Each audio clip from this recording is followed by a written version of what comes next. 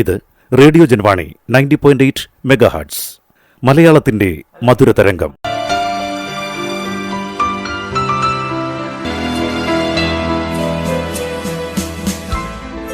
Electronics and information technology മന്ത്രാലയത്തിന്റെ information security education awareness ISEA പ്രോഗ്രാമിന് കീഴിലുള്ള ഒരു പ്രത്യേക പ്രക്ഷേപണത്തിലേക്ക് സ്വാഗതം.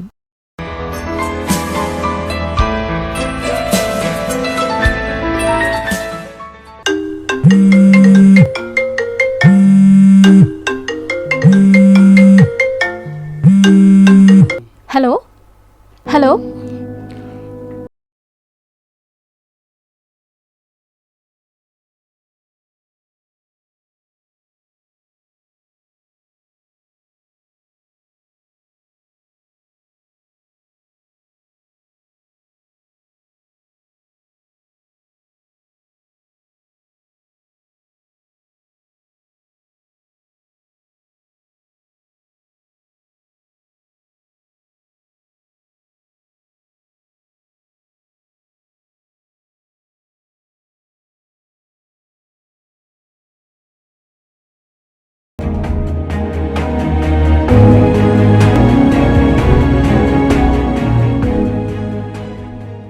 ഡിജിറ്റൽ അറസ്റ്റ് എന്താണ്? ഇത് ഒരു സിനിമയിലെ ഒരു രംഗം പോലെ തോന്നുന്നു. പക്ഷേ ആയിരക്കണക്കിന് ഇന്ത്യക്കാർക്ക് ഇത് ഒരു ജീവനുള്ള പേടി സ്വപ്നമാണ്. ഇലക്ട്രോണിക്സ് ആൻഡ് ഇൻഫർമേഷൻ ടെക്നോളജി മന്ത്രാലയത്തിന്റെ ഇൻഫർമേഷൻ സെക്യൂരിറ്റി എഡ്യൂക്കേഷൻ അവയർനെസ് പ്രോഗ്രാമിന് കീഴിലുള്ള ഒരു പ്രത്യേക പ്രക്ഷേപണത്തിലേക്ക് സ്വാഗതം. ഇന്ന് ഞങ്ങൾ ഡിജിറ്റൽ അറസ്റ്റ് അഴിമതിയെ പൊളിച്ചെഴുതുകയാണ്. എന്നാൽ നിങ്ങൾ ആദ്യം അറിയേണ്ടത് ഇതാ: ഡിജിറ്റൽ അറസ്റ്റ് നിലവിലില്ല. ഒരു പോലീസ് ഉദ്യോഗസ്ഥനോ CBI ഏജന്റോ സർക്കാർ ഉദ്യോഗസ്ഥനോ വീഡിയോ കോളിലൂടെ നിങ്ങളെ അറസ്റ്റ് ചെയ്യാൻ നിയമപരമായ അധികാരമില്ല. അഴിമതി എങ്ങനെ പ്രവർത്തിക്കുന്നു? തട്ടിപ്പുകാർ മാനസിക യുദ്ധം ഉപയോഗിക്കുന്നു. അവർ ഒരു വെർച്വൽ പോലീസ് സ്റ്റേഷൻ പശ്ചാത്തലം സൃഷ്ടിക്കുന്നു. യൂണിഫോം ധരിക്കുന്നു. നിങ്ങളുടെ ഭയം കൊയ്യാൻ വ്യാജ ID കാർഡുകൾ കാണിക്കുന്നു. നിങ്ങൾ ഐഡൻറ്റിറ്റി മോഷണമോ കള്ളപ്പണമോ നടത്തിയെന്ന് അവർ അവകാശപ്പെടുന്നു. അവരുടെ ലക്ഷ്യം യുക്തിസഹമായി ചിന്തിക്കാതിരിക്കാൻ, നിങ്ങളെ പരിഭ്രാന്തിയിൽ നിർത്താൻ. ചാർജുകൾ ഒഴിവാക്കാൻ അവർ ക്ലിയറൻസ് ഫീസ് അല്ലെങ്കിൽ സെക്യൂരിറ്റി ഡെപ്പോസിറ്റുകൾ ആവശ്യപ്പെടുന്നു.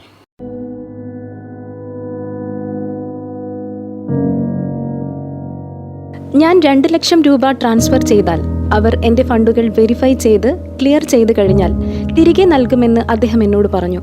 ഞാൻ വളരെ ഭയപ്പെട്ടു. ഞാൻ എൻ്റെ സഹോദരനെ പോലും വിളിച്ചില്ല. ഞാൻ പണം അയച്ചു.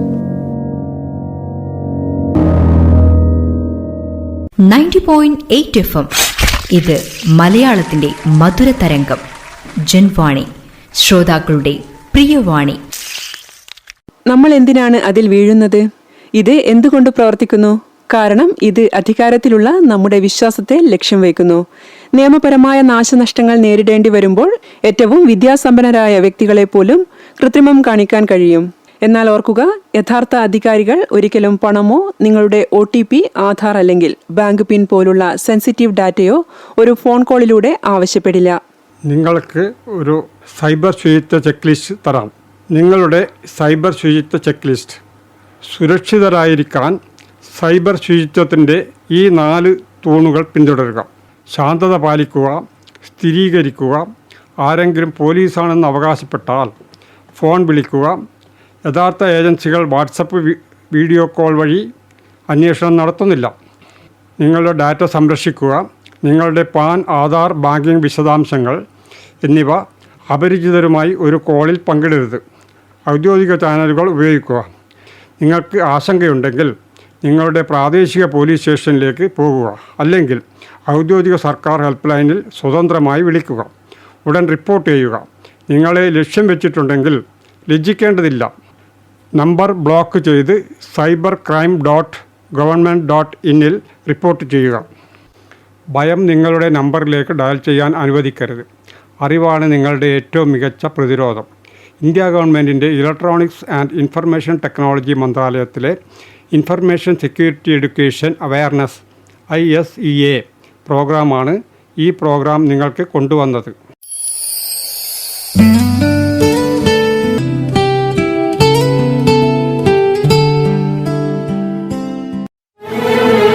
പ്രിയ ശ്രോതാക്കളെ, പ്രക്ഷേപണ വൈവിധ്യങ്ങളുടെ തനിമയിൽ നമുക്കൊരുമിക്കാം ശബ്ദാവതരണങ്ങളോടെ ഈ വഴിത്താരയിൽ. ജൻവാണി 90.8 FM.